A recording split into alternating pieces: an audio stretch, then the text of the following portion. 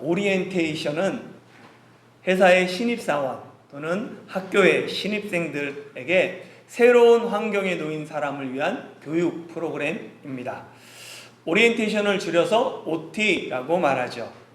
오리엔테이션의 목적은 새로운 사람에게 이 조직 또는 프로그램에 대한 이해를 돕고 빠른 적용을 지원하기 위함입니다. 그래서 새로운 사람이 OT를 통해 새로운 환경에 빨리 적응하면 OT의 목적을 달성한 거죠.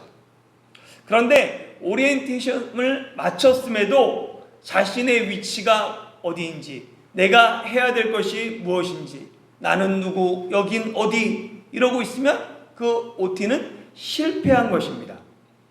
출애굽기 13장은 이스라엘 자손이 출애굽 이후에 하나님의 백성 여호와의 군대로 어떻게 살아야 하는지를 알려주는 오리엔테이션입니다. 이전까지 이스라엘 자손은 이집트 땅에서 파라오의 노예였어요. 그러나 이제 이스라엘 자손은 노예가 아닌 하나님의 백성이 되었습니다. 노예의 삶이 있고 하나님 백성의 삶이 있어요. 하나님 백성으로 어떻게 살아야 하는지 하나님 백성의 삶의 세 가지 원칙을 알려주는 게 출애굽기 13장입니다. 세 가지 원칙 중에 우리는 지난 시간 첫 번째 원칙을 살펴보았어요. 하나님 백성의 첫 번째 원칙 기억하십니까? 첫 것을 거룩히 구별하여 하나님께 드리는 거였어요. 첫 것을 거룩히 구별하여 하나님께 드리라 라는 이 말씀은 부담스럽죠. 이 말씀은 전하는 저나 듣는 여러분이나 모두에게 부담이 되는 말씀입니다. 그런데 중요한 사실은 출애굽기 13장은 출애굽기 12장을 전제로 한다는 사실이죠. 우리는 항상 출애굽기 12장이 있고 그 다음에 13장이 계속된다라는 것을 기억할 필요가 있습니다. 언제나 하나님의 구원, 하나님의 은혜가 먼저 등장합니다. 지금까지는 이집트의 종으로 파라오의 노예로 살았지만 하나님의 은혜로 하나님의 백성이 된 사람은 그 구원의 은혜로 말미암아 앞으로 어떻게 살 것인가를 고민하게 됩니다. 은혜를 경험한 사람은 헌신하는 것처럼 은혜를 경험한 사람이 헌신의 삶을, 주님을 위한 삶을 고민하는 것이죠. 하나님의 백성답게 살고자 하는 자들에게 주시는 첫 번째 삶의 원칙이 첫 것을 구별하여 하나님께 드리는 것이었습니다. 이를 구체적으로 내 시간에 첫 시간을 드리고 내 물질에 첫 물질을 드리고 내 몸을 하나님이 기뻐하시는 거룩한 산제사로 드리는 것이었죠. 내가 사나 죽으나 주님의 것으로 주님께 영광을 돌리는 삶, 그것이 구원 이후 하나님의 백성의 첫 번째 삶의 원칙이었습니다. 오늘은 두 번째 하나님 백성의 삶의 원칙을 살펴보려고 해요. 두 번째 삶의 원칙은 유교병을 먹지 말고 무교병을 먹으라는 말씀입니다. 3절 6절 말씀 같이 한번 찾아보겠습니다. 3절 6절 같이 읽어볼까요? 시작. 모세가 백성에게 이르되 너희는 애굽 곧 종되었던 집에서 나온 그날을 기념하여 유교병을 먹지 말라. 여호와께서 그 손의 권능으로 너희를 그곳에서 인도하여 내셨음이니라. 이랫동안 무교병을 먹고 일곱째 날에는 여호와께 절기를 지키라. 아멘. 모세는 백성들에게 유교병을 먹지 말고 무교병을 먹으라 라고 명령합니다. 먼저 모세가 백성들에게 왜 유교병을 먹지 말라고 했냐면 그 말씀을 보니까 3절에 보니까 그 까닭이 종되었던 집에서 나온 그날을 기념하기 위함이다 라고 밝히고 있습니다. 한번 생각해 보세요. 이스라엘 자손이 이집트 땅에서 나온 그날, 그때를 기념하는 절기가 무엇입니까? 유월절이죠. 유월절과 관련된 첫 번째 삶의 원칙이 뭐였냐면 첫 것을 거룩히 구별하여 하나님께 드리는 거였어요. 그러니까 유월절을 통해 구원의 은혜를 경험하니까 이제부터 내 것이 아닌 주님의 것으로 살겠습니다 라고 결단하고 헌신하는 것, 그게 구체적으로 첫 것을 거룩히 구별하여 하나님께 드리는 삶이었어요. 두 번째 삶의 원칙은 뭐냐면 유월절에 관한 것이 아닙니다. 두 번째 삶의 원칙은 무교절에 관한 말씀이에요. 엄밀하게 말하면 유월절과 무교절은 같은 절기는 아니에요. 유월절은 아비벌 14일 저녁 하루입니다. 그리고 무교절은 14일 저녁부터 21일 저녁까지 7일간이죠. 유월절이 무교절에 포함되는 거예요. 무교절이 더 길다 보니까 무교절이 유월절을 포함하죠. 그래서 유월절과 무교절은 둘이면서 하나처럼 취급됩니다. 우리는 출애굽기 12장에서 유월절과 무교절이 무엇을 상징하는지 살펴본 적이 있어요. 혹시 유월절과 무교절이 상징하는 것 기억하시는 분이 계십니까? 유월절은 구원, 그 중에서도 특히 구별하려면 칭의를 상징합니다. 그리고 무교절은 성화를 상징해요.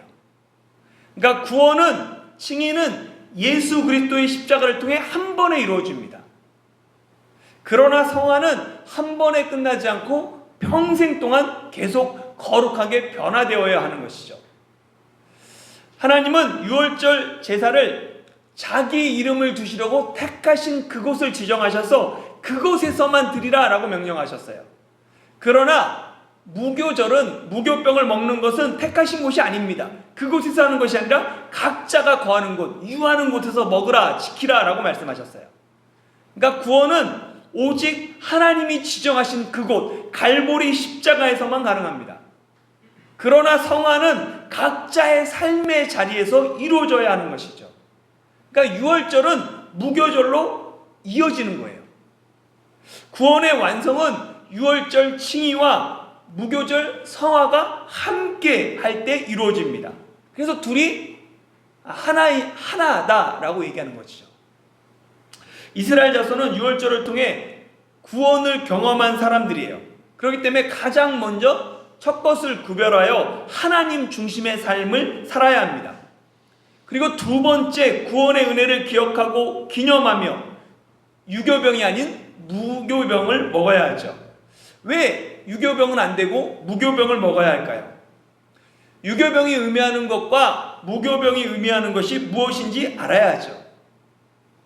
그런데 이를 알기 위해서는 먼저 율법의 긍정 명령과 부정 명령을 알 필요가 있습니다. 율법의 긍정 명령은 뭐예요? 뭐뭐 하라. 이게 긍정 명령이죠. 그럼 부정 명령은 뭐예요? 뭐뭐 하지 말라입니다. 유교병을 먹지 말라. 뭐예요? 부정 명령이죠.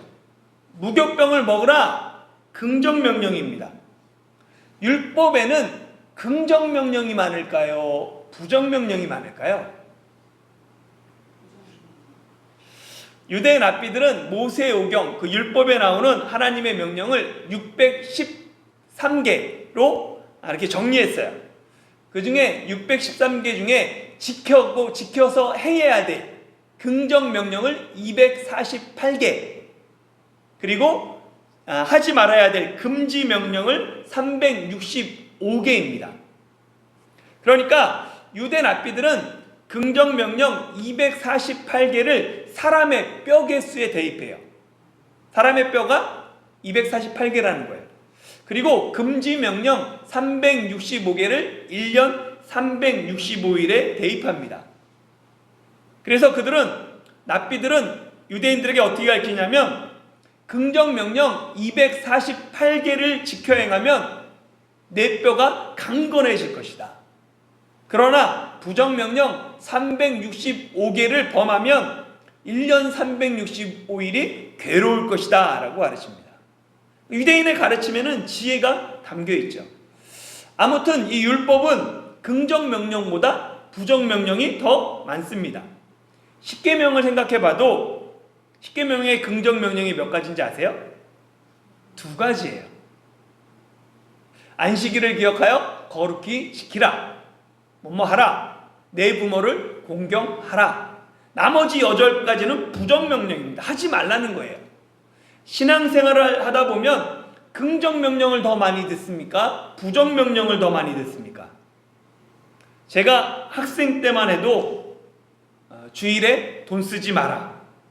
예배 시간에 기타 치지 마라. 드럼 치지 마라. 예배당에서 뛰지 마라. 교회 물건 함부로 사용하지 마라. 술 마시지 말라. 담배 피지 마라. 도박하지 마라. 주로 신앙생활이 뭐였어요?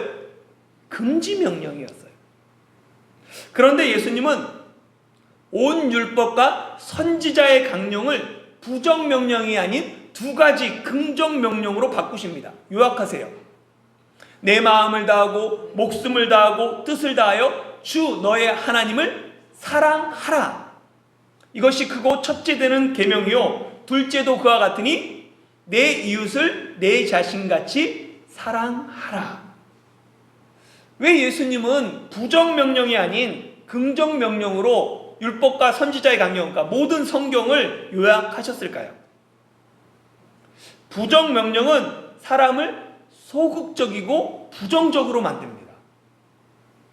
그러나 긍정명령은 사람을 적극적이고 긍정적으로 만들어요. 부정명령을 지키지 못했을 때, 뭐뭐 하지 마라 라고 지키지 못했을 때 스스로 자신을 책망하며 자책감을 느낍니다. 자책하는 마음이 들어요. 왜 못했을까? 이러면 안 됐는데. 그러나 긍정명령을 지켰을 때는 스스로 당당함 그리고 자긍심을 느낍니다. 긍지를 느껴요. 예수님은 하나님 사랑과 이웃 사랑을 억지로 짊어져야 될 부정명령이 아니라 마땅히 행해야 하고 지켜야 할 긍정명령으로 우리에게 명령하셨습니다. 하나님의 은혜를 아는 사람은 기쁨으로 하나님 사랑과 이웃 사랑을 긍정적으로 행하는 거예요. 유교병을 먹지 말고 무교병을 먹으라는 명령 역시 마찬가지입니다. 유교병을 먹지 말라는 부정명령은 하나님의 은혜를 소극적으로 방어적으로 기념하는 거예요. 삶에 적용하는 거죠. 그러나 무교병을 먹으라는 이 긍정명령은 하나님의 은혜에 대해서 적극적으로 긍정적으로 내 삶에 적용하고 기념하는 것입니다. 그렇다면 무교병과 유교병의 차이가 무엇입니까? 그 차이는 누룩의 유무예요. 중국어 성경은 유교병을 요지아오도빙이라고 기록하고 무교병을 보면은 우지아오빙이라고 기록합니다. 이 세 번역 성경을 보면 유교병을 누룩을 넣은 빵으로 번역하고 있고 무교병을 누룩을 넣지 않은 빵으로 번역했습니다. 맛있는 빵을 만들기 위해서는 누룩을 넣고 밀가루를 발효시켜야 합니다. 저는 참 빵을 좋아해요. 아시는 분도 계신데 몇 년 전 어느 날 교회 앞에 첸옌이 생겼어요. 그리고 몇 달 후에 첸옌의 한 코너에 빵이 들어오기 시작했습니다. 새로 빵이 입점하면서 홍보해야 되니까 1+1 마이송이를 이벤트를 했어요. 특히 저녁에는 남은 빵을 처리하기 위해서 땡처리처럼 정말 싸게 팔았습니다. 빵을 좋아하는 저는 저녁마다 가서 다음날 아침에 먹을 빵을 사왔어요. 그런데 문제는 제가 빵의 유혹을 참지 못하고 저녁 때 밤에 한두 개씩 빵을 먹기 시작했습니다. 그렇게 한두 달 지나니까 제 배가 볼록하게 튀어나왔어요. 아니 가뜩이나 이 볼품없는 몸이 올챙이 배가 된 거예요. 그랬더니 오랜만에 만나는 대만 사람이 저를 보더니 왜 이렇게 살이 쪘냐고 이 말을 해서 제가 눈물을 머금고 빵을 절제하기 시작했습니다. 빵 좋아하고 라면 좋아하는 제가 정제된 밀가루를 절제하는 일 쉽지 않았어요. 다른 사람은 밀가루만 줄여도 끊어도 배가 들어간다고 하는데 저는 쉽게 살이 빠지지 않았습니다. 소극적이고 방어적인 밀가루 절제를 넘어서 다른 게 필요했어요. 그래서 제가 좀 더 적극적이고 공격적인 방법으로 제 몸을 관리를 시작했습니다. 그 필요성을 느껴서. 그래서 아침에 탄수화물을 끊고 양배추를 먹기 시작했습니다. 그 결과 배가 들어갔죠. 그리고 빵으로 살찐 모든 살이 빠졌습니다. 유교병은 지금까지 내 입맛을 사로잡았던 달콤하고 기름진 맛있는 빵이에요. 유교병은 보암직도 하고 먹음직도 하고 향기롭기까지 합니다. 생각만 해도 입에 군침이 도는 빵이 유교병이죠. 그러나 맛있는 빵일수록 고연령의 콜레스테롤은 높습니다. 그래서 고지혈증, 당뇨, 고혈압, 동맥경화 등 심혈관 질환과 같은 만성 질환을 일으킬 위험이 있어요.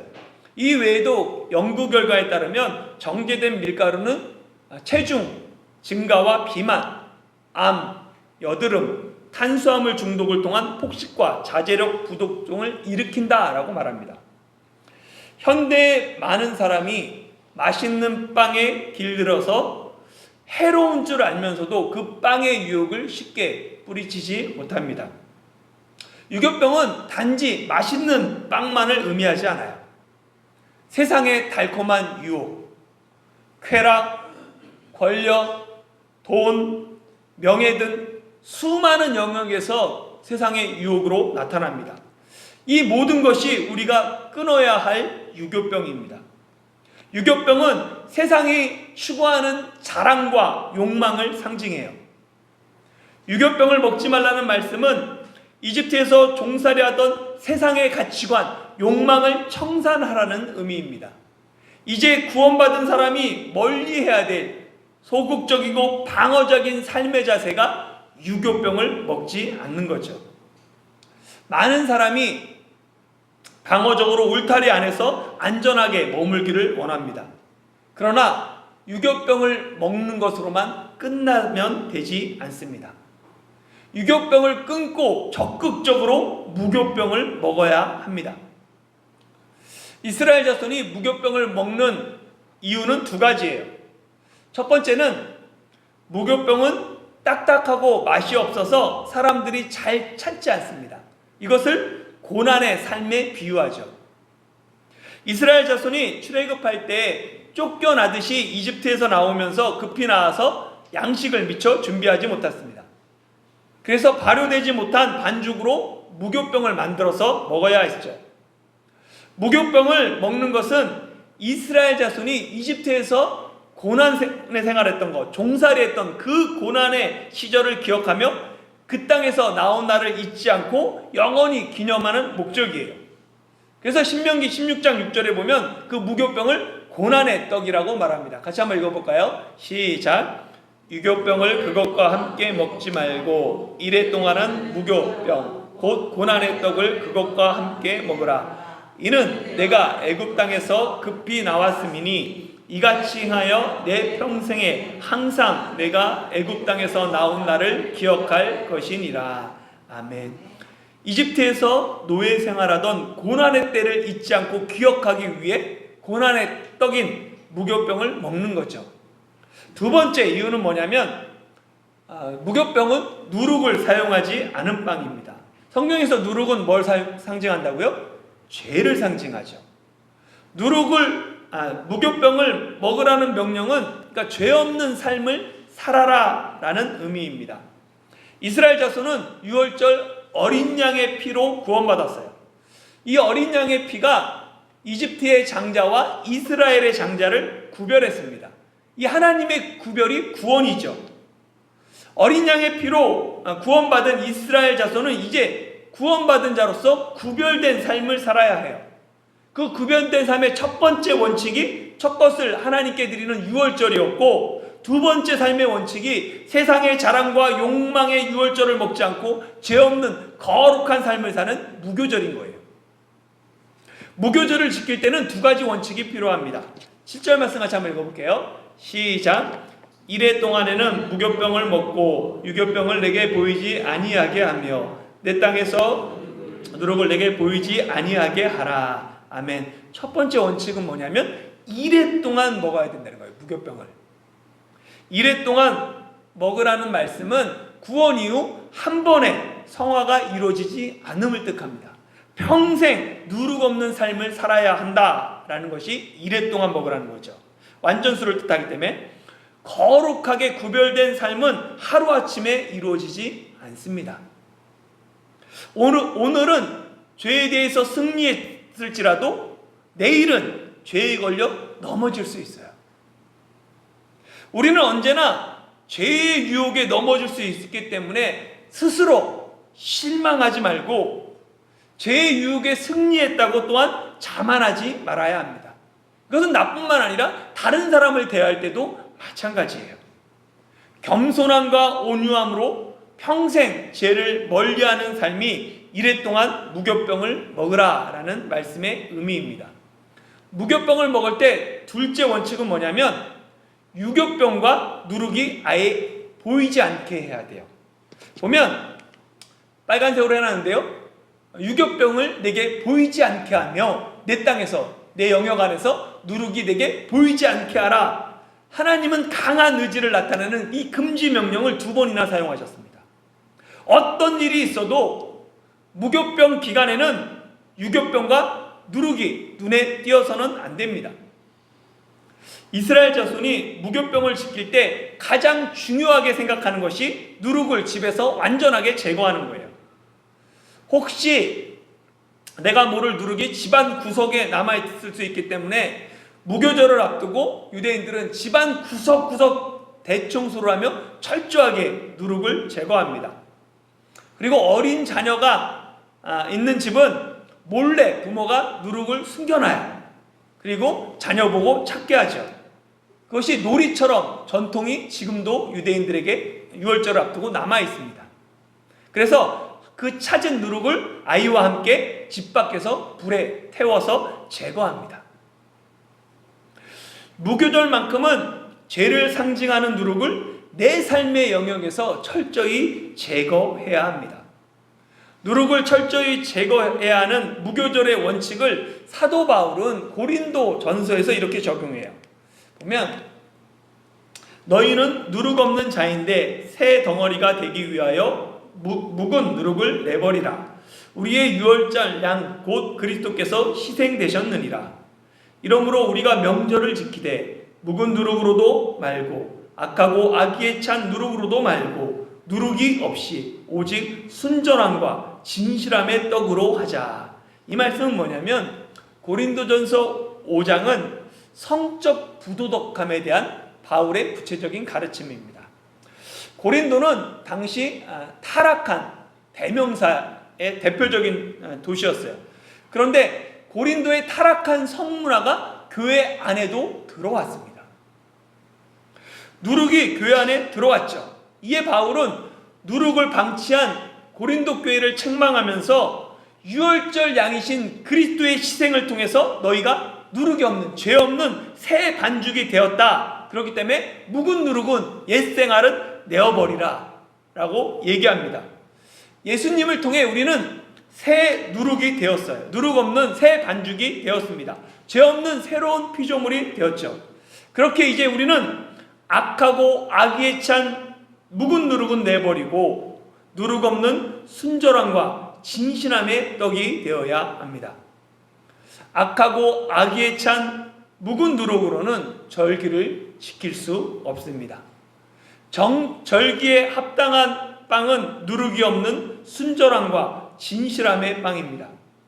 이는 유월절을 경험한 사람은 악하고 악의에서 찬 삶을 떠나 순전하고 진실한 삶을 살아야 함을 뜻합니다. 유교병의 강력한 유혹을 이겨내고 예수님을 따라 무교병으로 순전함과 진실함으로 살아가는 삶이 그 삶이 유월절을 통과한 하나님 백성의 2번째 삶의 원칙입니다. 무교병은 발효하지 않은 빵이라 맛이 없고 입에 거칠어서 먹기가 힘듭니다. 그러나 그래서 이미 유교병의 입맛이 길들인 사람은 무교병을 잘 찾지 않아요. 이는 유교병의 입맛이 길들인 사람도 마찬가지죠. 유교병의 입맛을 길들이면 그때부터 유교병은 너무 달고 느끼하고 기름져서 잘 먹지 못합니다. 여러분의 입맛은 어디에 길들어 있습니까? 세상의 유혹은 처음에는 달콤하고 부드러워 입맛을 사로잡습니다. 그러나 계속해서 먹다 보면 어느 순간 우리 건강을 해칩니다. 세상 유혹을 뒤로하고 순전함과 진실함으로 하나님을 따르는 삶은 처음에는 손해보는 것 같고 세상에서 뒤처지는 것만 같습니다. 그러나 결국은 부풀리지 않은 누룩 없는 급빵이 우리의 영혼을 살립니다. 우리 모두의 삶이 누룩 없는 새로운 반죽으로 순전함과 진실함의 떡이 되기를 간절히 소망합니다. 오늘 말씀을 정리하겠습니다. 구원 이후 하나님 백성의 삶의 두 번째 원칙은 유교병을 먹지 말고 무교병을 먹는 것입니다. 이는 누룩이 상징하는 죄를 철저히 제거하며 누룩 없는 순전함과 진실함의 떡으로 살아가는 삶을 의미하죠. 순전함과 진실함은 예수님을 만났다고 바로 완성되지 않습니다. 예수님을 만난 것이 시작이에요. 그렇기에 무교병은 이래 동안 먹어야 합니다. 무교병은 첫날에 한 번 무교병을 먹었다고 완성되지 않습니다. 무교병은 이래 동안 절기 내내 양식으로 삼아야 합니다. 마찬가지로 누룩도 무교절이 시작될 때 한 번 제거했다고 끝이 아닙니다. 절기 내내 혹시 숨겨진 누룩이 없는지 주변을 내 주위를 살피고 또한 원수가 몰래 집안 구석에 누룩을 숨겨놓지 않도록 경계해야 합니다. 그리고 누룩을 발견했을 때는 망설이지 않고 즉시 불태워 제거해야 하는 것이죠. 사랑하는 성도 여러분, 유교병을 먹지 말라는 부정적인 명령은 신앙생활을 소극적이고 방어적으로 하게 합니다. 넘지 말아야 될 울타리를 쳐놓고 신앙생활하면 편해요. 그것도 정말 귀한 것이죠. 그러나 소극적이고 방어적으로 수비만 해서는 하나님의 나라를 확장할 수가 없습니다. 하나님 나라를 확장하기 위해서는 누군가는 울타리 밖으로 나가야 합니다. 구약 성경에서 전도는 주로 오라로 표현됐어요. 예전에 우리가 많이 불렀던 오라 우리가 라는 찬양이 있습니다. 구원받기 위해서는 어떻게 해야 되냐면 우리가 여호와의 산에 올라야 돼요. 하나님의 전에 이르러야 합니다. 그러나 신약 성경에서 전도는 더 이상 오라가 아닌 가라입니다. 하늘과 땅의 모든 권세를 우리에게 주셨으니 아버지와 아들과 성령의 이름으로 가는 것입니다. 구약 성경만을 믿는 유대인들은 지금도 오는 사람을 막지 않지만 적극적으로 다른 사람들에게 유대교 신앙을 전하지는 않습니다. 그러나 신구약 성경을 전체를 믿는 그리스도인은 적극적으로 온천하에 다니며 만민에게 복음을 전파해야 합니다. 하나님 사랑과 이웃사랑, 예수님이 말씀하셨던 하나님 사랑과 이웃사랑의 최고 단계는 적극적으로 복음을 전하는 것입니다. 소극적으로 죄에서 나를 지키는 것을 넘어 적극적으로 하나님 사랑, 하나님의 복음을 이웃에게 전하는 저와 여러분이 되시길 예수님의 이름으로 축원합니다.